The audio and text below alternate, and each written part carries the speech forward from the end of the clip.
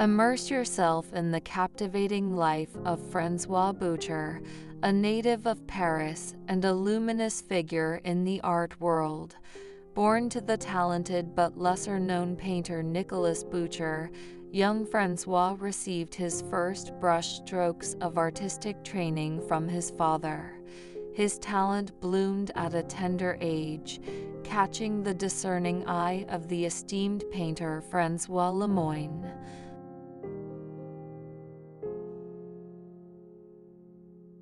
Lemoyne, captivated by François' skill, took him under his wing as an apprentice. However, destiny had other plans for the young artist, and after a mere 3 months, he found himself drawn to the enchanting world of engraving, working alongside the renowned Jean-François Cars.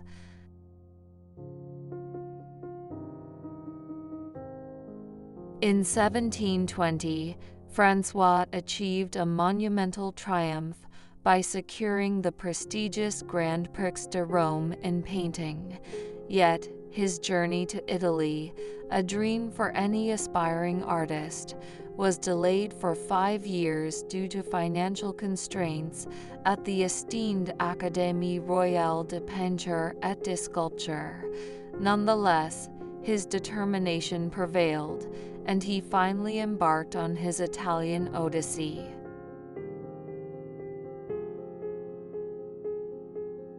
Returning from his transformative studies, François was warmly welcomed into the refounded Académie de Peinture et de Sculpture on that momentous day, November 24, 1731. His pièce de résistance, the masterpiece that would solidify his position, was the enchanting Rinaldo and Armida, unveiled in 1734.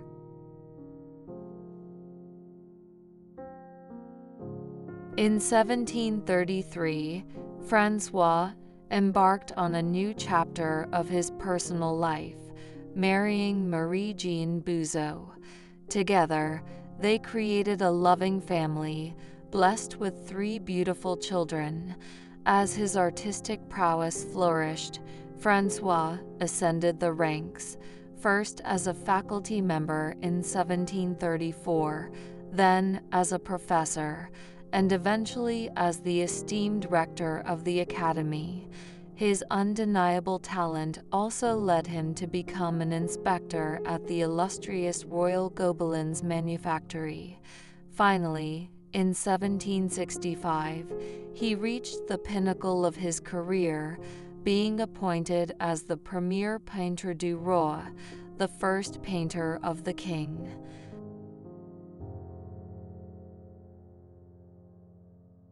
Tragically, on May 30, 1770, François Boucher bid farewell to the world in his beloved Paris.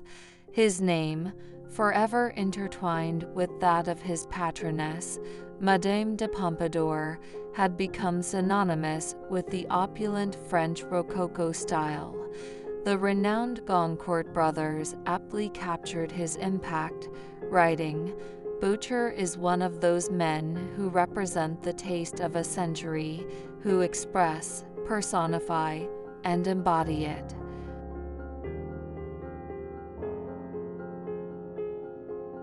Nature, for Boucher, was a realm trop verte et mal éclairée, too green and poorly lit. This sentiment reflected his unique perspective and artistic vision, setting him apart from his contemporaries.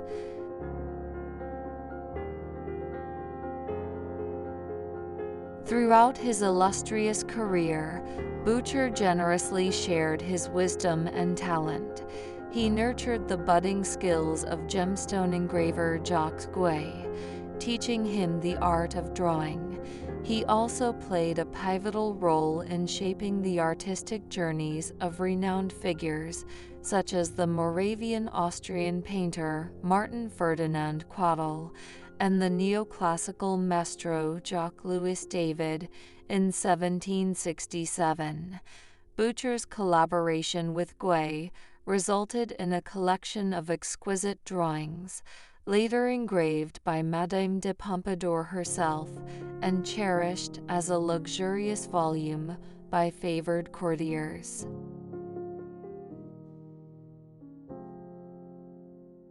Boucher, the master of Rococo splendor and sensuality,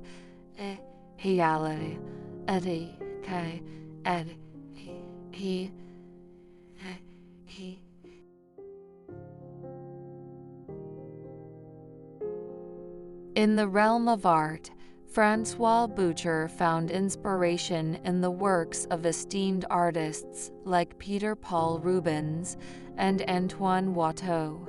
His early creations exuded a sense of idyllic tranquility, capturing nature's beauty with effortless grace. However, Boucher's art took a departure from traditional rural innocence, embracing a distinctive style of eroticism. His mythological scenes unfolded with passion and intimate ardor, rather than conforming to the grandeur of traditional epics.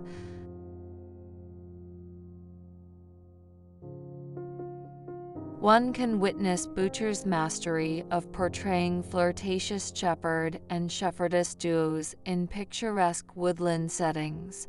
Two notable works, The Enjoyable Lesson, The Flute Players, of 1748, and An Autumn Pastoral, The Grape Eaters, of 1749, drew inspiration from characters in a play penned by Boucher's close friend, Charles Simon Favart. These paintings later served as inspiration for a pair of figurines crafted by the renowned Savers porcelain manufactory between 1757 and 1766.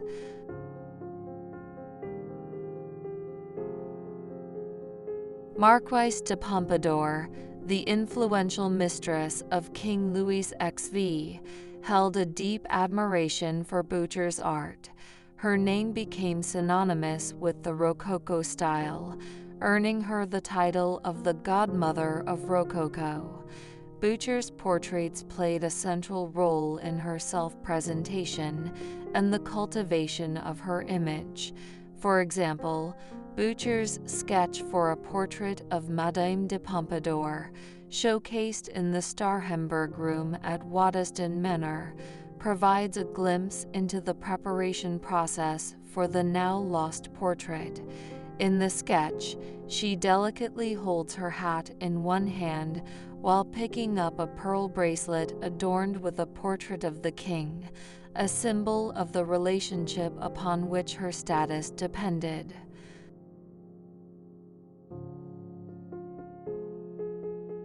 Boucher's artistic range extended beyond mythological and allegorical scenes. His mastery of the genre scene is evident in works like The Breakfast, 1739, depicting a familial setting. In these intimate family portraits, Boucher often used his own wife and children as models. These wholesome depictions stand in stark contrast to the more licentious styles seen in his odalisque portraits.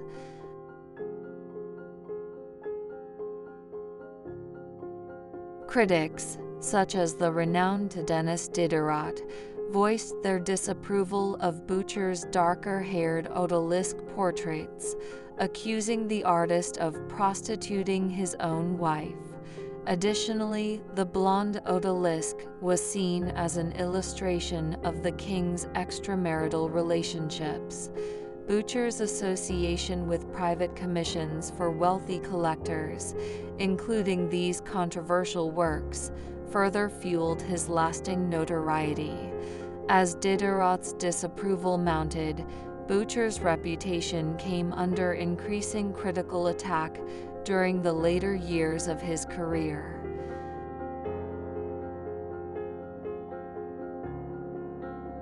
François Boucher, the unrivaled master of Rococo splendor, left an indelible mark on the art world.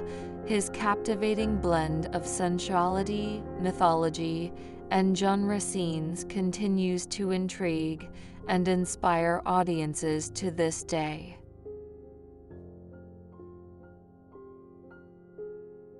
In addition to his paintings, François Boucher was a versatile artist who also delved into theater costume and set design. His style closely paralleled the ardent intrigues of the comic operas created by his close friend Charles Simon Favart. Boucher also ventured into the realm of tapestry design, creating successful series for the Beauvais tapestry workshops. His designs for the workshops included the popular Fêtes Italiennes, Italian festivals, in 1736, and a suite depicting the story of Cupid and Psyche, commissioned in 1737. Over the course of 2 decades, Boucher produced designs for 6 series of tapestries, some of which were rewoven multiple times due to their popularity.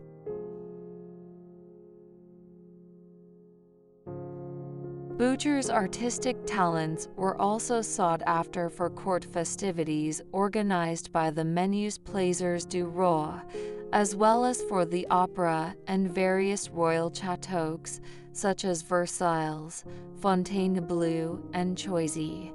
These designs further enhanced his reputation and were often reproduced on porcelain and biscuitware at the Vincennes and Savers factories. Boucher's collaboration with the Gobelins tapestry workshops lasted until 1765, when he stepped down from his position as an inspector, following the death of his contemporary Jean-Baptiste Audry.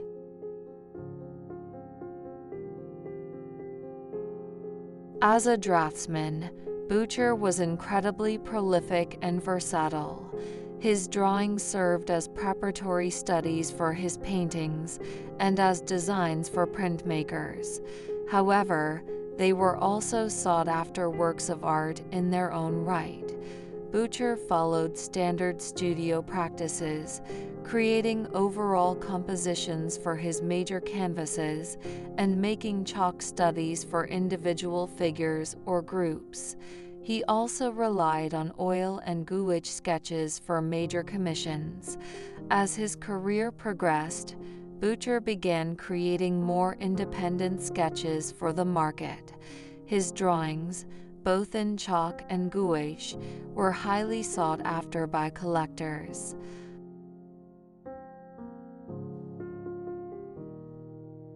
Boucher was also skilled in the art of engraving and etching. He etched around 180 original copper plates, often reproducing the works of other artists, including his contemporary Antoine Watteau. These reproductions helped popularize the taste for printed versions of drawings.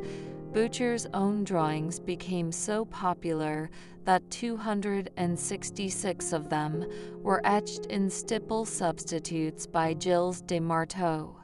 These prints were made in red ink to resemble red chalk drawings and could be framed and hung as small decorative pieces in luxury dwellings.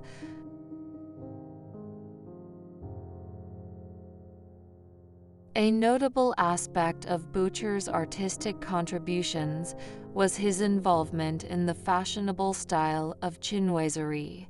He created 12 etchings of figures chinoises, Chinese figures, after Watteau, contributing to the popularity of this decorative style.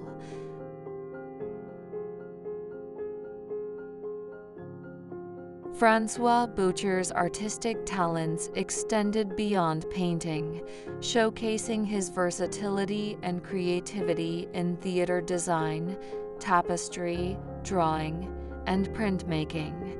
His contributions to these various mediums further cemented his reputation as a master of Rococo art.